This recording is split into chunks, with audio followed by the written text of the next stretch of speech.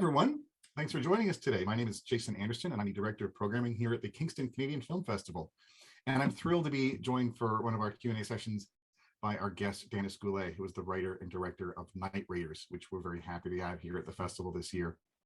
If you've just viewed the film and are joining us, welcome. We hope you enjoyed the film. And if not, be sure to check out our digital platform to get a ticket. And without further ado, I'm really, really excited to have Danis here. Thank you, first of all, for joining us. Thanks, Jason. Nice to see you. You too. And it's just, I mean, I'm so pleased. I mean, it's something, because I've known Danis many years and just sort of seen some of this process for this movie, back from when it was, much deeper along, much earlier in this journey. But it really has been incredible to see what kind of impact this film, the life that this film has had. And I guess it's been about a year, really, because it was kind of a year ago when it played the Berlin Festival for starters. But that was, again, kind of in a digital context, and not, I mean, for this film to have the life it's had, I think is really extraordinary. I mean, is it kind of, I mean, just from your perspective, is it kind of, is it what you could have hoped for? I mean, I'm sure you sort of spent a long time in the trench trying to make this film and thinking, is anyone going to see it? Yeah, and I think, like everyone, I mean, of course, COVID has been such a crazy thing that's affected everybody's lives, and it's made like releasing any film like super uncertain. But a part of me also wonders is, about, I don't know, just like there's smaller numbers at film festivals, so it's like maybe there were benefits too. But no, it's been amazing. Like I love Berlin, and I was sad that it was only digital. Like it did feel like a loss, but like to land there right out of the gates was like totally a dream. Like you really don't have perspective on your own work. Like it's really a mystery what's going to happen. And so it's like, we were hoping, of course, but really couldn't predict. But what was really incredible is once it came, home to Canada, and to feel like the response here, because the film is obviously talking about first and foremost what happened here. And I think it's relevant to any colonial country that had similar policies and strategies with their Indigenous populations. But obviously I'm talking about like what happened here. And so, yeah, like it really didn't feel like it truly premiered until TIFF. And then because that was in person as well, it's like we did have that big theater experience, which was amazing. And then Elevation, the Canadian distributor, was amazing at giving it a great launch out into, I think, over 80 theaters across Canada, which is like, yeah, like I didn't imagine that. I think I like got teary when I saw the theaters list. I was like, what the hell? This is amazing. It's really, and I'm so, again, so gratified, because it really is kind of an unprecedented achievement. I mean, certainly, I mean, coming, I mean, you've talked before about just the whole process of getting this, to do a first feature on this scale, on this subject in this way. I mean, that was a big boulder to roll, to roll up a mountain in the first place, and then to have it kind of land as it did. Is, I think, incredible. And in terms of like the kind of conversations that it has sparked and the responses people have come to you with, I mean, what has that experience been like, and kind of being, just to see that kind of real world impact on people? Yeah, it's been really great. I mean, I wish I could have traveled a bit more with it. Like even we still did have kind of COVID type, like, it was still going out into the world in sort of like a half capacity kind of way. But, and also I think the context really shifted when, it made national news last summer that communities were starting to engage in the process of actually, unearthing the graves of children. And I think it just highlighted like how like this is literally like the ground we're standing on. It's like you could literally think of it as what Canada has been formed on. And it's devastating. Like it's a devastating thing to think about, to talk about, and to contemplate. But I also hope that the film gives people a very inviting entry point in. And what I was hoping for was that, they really feel tethered to these characters and the emotional experience, of the journey, so that there's some kind of understanding of, like what it must be like to have to give up a child, which I think any parent would imagine is their worst nightmare. And to imagine that that happened for 7 generations of Indigenous families, on this land is like a very immense thing to try to take in. But I feel like it's really incumbent upon us to sort of like dare to go there, and to talk about that as a part of our history openly, and to grapple with what it means about who we are, and then of course we want to be. And it's something that I think that, I mean, certainly you talked about this before, but just the kind of, doing this within an allegory, doing this within a science fiction piece, and just that, I mean, the movie demonstrates really kind of what becomes possible. I mean, because really we're talking about a lot of things that are just so painful to sort of explore, and, the possibility of re-traumatization, all kinds of issues and sort of sensitivities. But then, and how do you start to kind of think about these stories or present some of these stories? And you realize, well, an allegory like this is feels like, very valid, and there's a lot of potential there, obviously, to explore things that may be very, very difficult to, Yeah, I think the genre as a container, like, really, it offers a layer of protection, but it offers also like an exciting container to place the story into, and I think what always was at the center of it for me was like love. Because when you think about, how did families persevere through such horrible circumstances, and it has caused a kind of intergenerational trauma that every community, every Indigenous community grapples with to this day, and is going to continue to grapple with. But I think the allegory like really offers something. And what I was circling around was like the love and what people actually fought for, like, because residential schools and like the whole settlement that happened, and then what later led to the apology, was because of Indigenous families and resistance that had the bravery to speak up and say, this happened to me. Like, this history was buried and covered up. And that was a very intentional act. And so those people that came forward, that had the courage to say this happened, and also just what survives and what sort of like, I think the perseverance and the strength and the love was something that I really wanted to focus on as well. And also how important it is to be, connected to that sense of community, which you like happens about halfway through the film. That's it. And that's, I mean, you're kind of, again, sort of demonstrating, finding a kind of allegorical means of genre means of sort of kind of celebrating, I mean, real and that's, that's what gives the film its sort of power, is that, there's always that kind of emotional center, that reality is there that whole time. I mean, did you feel like that was something that, I mean, did you think, I mean, over the time of sort of developing like sort of draft after draft of that, do you think you kind of, did that core stay there, or did it kind of come in and out of focus as you were kind of developing? Yeah, no, I think the core was always there. It was more just like sort of figuring out, like, I sort of feel like I always felt the characters and I could like feel them somehow.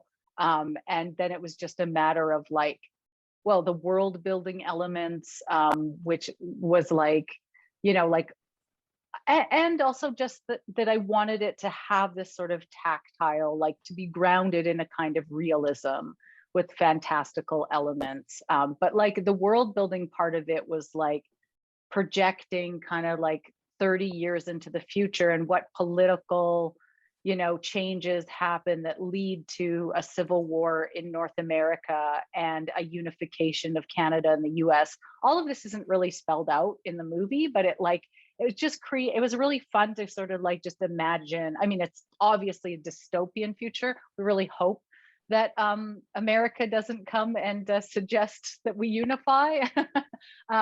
And that there isn't a civil war. But I think at the time I was really thinking about the white supremacist backlash that would happen when the power structures start to become challenged. And I think in the last decade, and I think social media has really accelerated this, that there are different avenues now for voices to be heard. And there has been a lot of change that has been pushed forward and a lot of change that still needs to happen. But I think when power structures are threatened, there almost always is some kind of violence as a result. And I mean, we're seeing like a violent protest in Ottawa right now. So it's like, with ties to white supremacy, like, you know, obviously all protests are a complicated confluence of different like actors, but you know, like the fact that we're seeing a Confederate flag in Canada, like what is going on, you know, or, you know, like obviously, you know, open white supremacy is something that we should all like say, does anyone remember World War II and what like all of the allied countries came together to fight? Like that was fascism. And let's be vigilant to make sure that we don't return. And I think that, you know, it's also just like a, I think allegorical fiction also, you know, serves as some kind of warning or like a cautionary tale. And it's like, we have to be vigilant if we want to protect a certain future. And that's it. And that's definitely, I think, you know, kind of especially to be working on this film or developing this film as kind of COVID hits and exacerbates all kinds of things. And I mean, Yes. were there moments of, I mean, that you're like, okay, this was like, you know, what I'm putting in this film is maybe a worst case scenario. And hey, look, it's what goes on TV. Well, I had projected the rise of a far right character in the US, but I had projected that Hillary Clinton would win the election. So the far right white supremacist leader in the US came a lot sooner than in my world timeline, which was actually really disturbing. Like I remember writing all of it. And I was like, you know, researching the Nazis and like different kinds of other, and the Tea Party at the time. But I like for Trump to happen was kind of shocking as I was writing.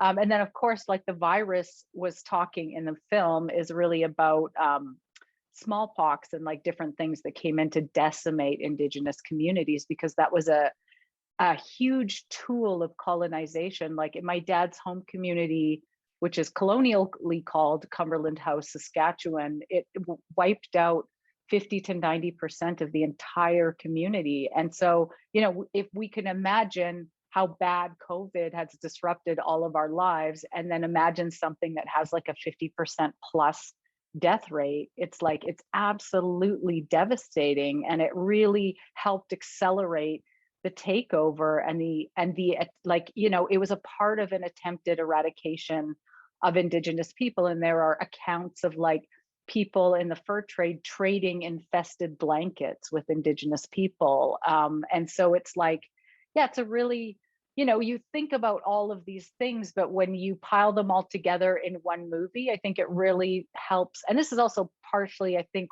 what fiction does is it's like people can kind of get a fatigue when you talk about these things and say, oh, it wasn't really that bad. But it's like, oh no, like there was a system of reserves where people were forced onto small tracts of land and they needed a pass to move off of that tract of land. So even in the movie, there's that restriction of movement. And then the status and non-status system that was like inflicted upon Indigenous people, where you literally need a card to prove your identity. Like no other group in Canada has to like abide by those rules. And then of course, the taking away of children. And then, you know, also there's many ways to, you know, declare or to sort of like, there's many ways to kind of undertake warfare on a people. And I think Canada had a very benevolent appearing way of doing that and without declaring it outright. Whereas like in the US, they had the Indian Wars and they were more overt about the conflicts. In Canada, it's like, we're going to cut off the food supply and starve the Indigenous people by, you know, killing and decimating all of the bison herds on the prairies, or, you know, like the role of smallpox. But you can really see, I think, with COVID, like how much tension it's created in our lives and in our world and how much upheaval. And again, it's like, add one other, like just add a couple more things on top of it. And I certainly hope, like, you know, there's not a war coming to Europe within the next like foreseeable future. You know, it's like things like that. And it's just like the tension builds. And so in the world building, I just created like those kinds of situations that create a perfect storm that lead to like widespread violence. And then the things that also happen in a post-war scenario, which is like treaties are signed and deals are made. And so all of that was a part of like the world of Night Raiders, was like also the post-war era. And then, you know, the kind of like taking away of your children by law, but presented as we're here to save them, which is exactly what the residential school system did. Just, I mean, that's it. And that's kind of how that's how, you know, the worst of human history and civilization tends to work. It tends to be like, Yeah, we're doing this for your own good. Like that's, I mean, that yeah, kind of people, you know, because people don't tend to see themselves as villains. They tend to see themselves as no, all kinds of self-justifications. They're, you know. absolutely. I think there's like gold digging, like, you know, like totally out for the bottom line kind, like we've seen that in every era, you know, that like the capitalist model creates all kinds of folks that come to like rush in to get where the money is. But then you have a whole faction of folks, I think, that are sort of like the do-gooders, that are like, you know, we're here to help, we want to save the children. We want to, you know, do that. And that is like just as problematic, and actually sometimes works in conjunction with sort of like the capitalist gold diggers that are only after the resources. Oh, it's, you know, got so much. I mean, it really is to think about. And the thing is, I was going to ask you about that too. Just because, I mean, I think it's some interesting process for someone, you know, like you've been working on this script and sort of devising this and kind of building the world in a kind of like, you know, theoretical construct. But then what was it like kind of coming in, certainly coming with a very like, I mean, many Indigenous performers and creatives in your team, and really kind of having to enact this stuff, really having to kind of go there and kind of bring these things into some, you know, a reality of sorts of, you know, but, and what was it like trying to make you actually really trying to protect people and be sensitive to them and just kind of make sure people were going to be okay with kind of bringing this version of it to life and for the film? Yeah, I think that was such an important question to ask going into production, and it was sort of like my number one goal was to keep the cast safe, because so many of them were bringing their own lived experience, which actors obviously do, but I think in this context it like carries a lot of weight, and so some of that was you know, the presence of cultural practices that were very much a part of the film. Like, so that was always offered to actors. And we definitely had difficult moments where we had to stop at times in order to make sure that people had the protection they need in order to move forward um, in a good way. Like, it's like, it was really one of the biggest challenges. But I will also say that like the sense of community, and this was also a New Zealand co-production, so there were some like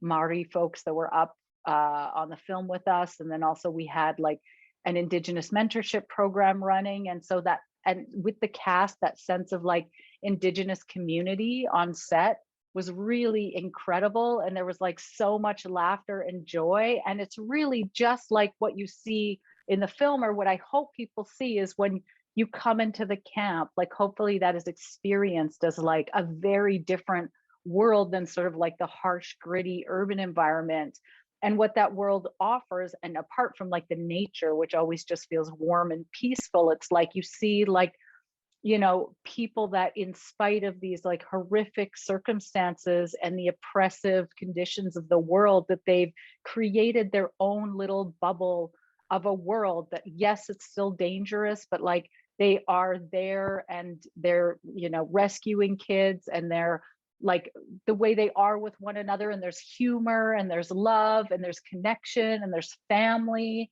And there's all these things that are the things that get us by as human beings under difficult circumstances. And I think our set was like very much that as well. It's like we'd have a hard day in the morning, we'd find a way to get through it. And then in the afternoon, I remember this one day that was particularly hard. And then in the afternoon, like I got a case of like the hardcore giggles, and so did Elle-Máijá. And we were just like losing it all afternoon. And I think you need that, and humor is so healing and wonderful, and it's been also so much a part of the survival of Indigenous communities. And I love when I go home or to any Indigenous communities, like the laughter that you'll hear everywhere, you know? Oh, that's good. I mean, we just got to end there, but it feels like a good place to end, to think about that kind of very carefully protected bubble of like hope and love and healing that we like desperately want to foster however we can. Yeah. Yeah, because it's like these COVID times have just taught us all like how we need each other as humans. Like we absolutely thrive on the connections we have to one another, you know, like that's how we get through this. Oh, that's great. Well, and thank you, Danis, for joining us, and thank you for the film. And we'll look forward to having you with more films, and you know, outside of your home would also be swell too. But thanks so much for having me, Jason, and thank you so much to the festival for having the film as Corpse, and everyone for watching. And thanks to our viewers too. And there's lots more Q&A sessions you can check out, so please enjoy. Thanks.